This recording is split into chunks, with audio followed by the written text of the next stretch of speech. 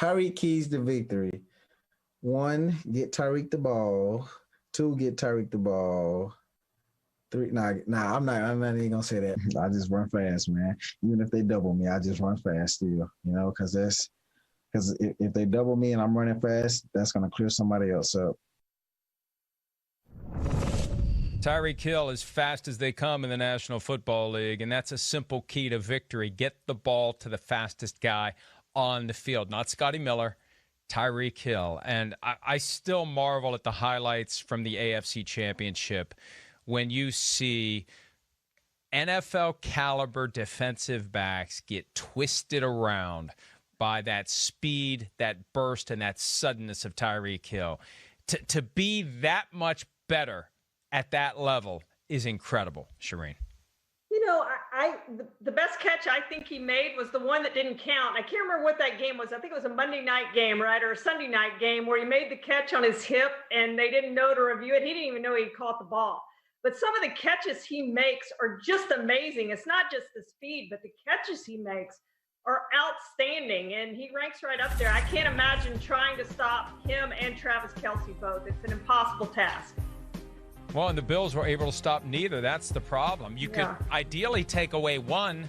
The Bills were able to take away neither, and it really makes me wonder what the Buccaneers are going to have figured out. I hope for their sake they won't do the single coverage of Tyreek Hill. He was on pace based on the first half of the first quarter of that Week 12 game to have 1,000 yards in the game. Patrick Mahomes at halftime had 369 or 359 passing yards, and so that had him on pace to set the single-game record. The Buccaneers did something down the stretch to figure it out. Whatever it was they did in the second half, they need to bottle it, and they need to use that, Charean, from the get-go on Sunday.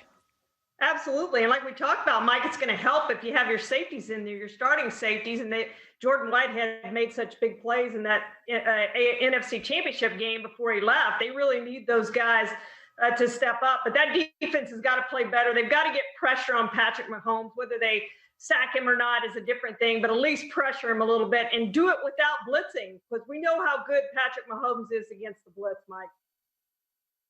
Yeah, and it's against the blitz. It's against any pressure whatsoever. The big question, though, is what can that offensive line do to slow down the guys who may get a chance to get after Patrick Mahomes? But he is so slippery.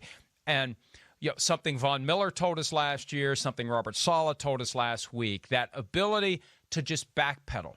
When you've got that baseball player shortstop arm where you don't have to have a good base and a good foundation and all the mechanical things that allow a quarterback to crack that ball down the field. You can just make the throw falling over backward.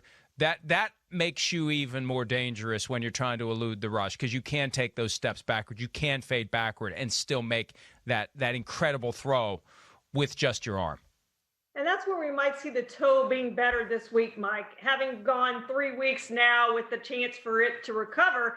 And in the AFC Championship game, he did have only 5 carries for 5 yards. So we might see him more as a runner in this game if that toe truly is 100% or close to 100% than we did in the AFC Championship game. Because we know what he can do with his legs. We've seen it in the pocket or out of the pocket. He can move, Mike, when he's at 100%.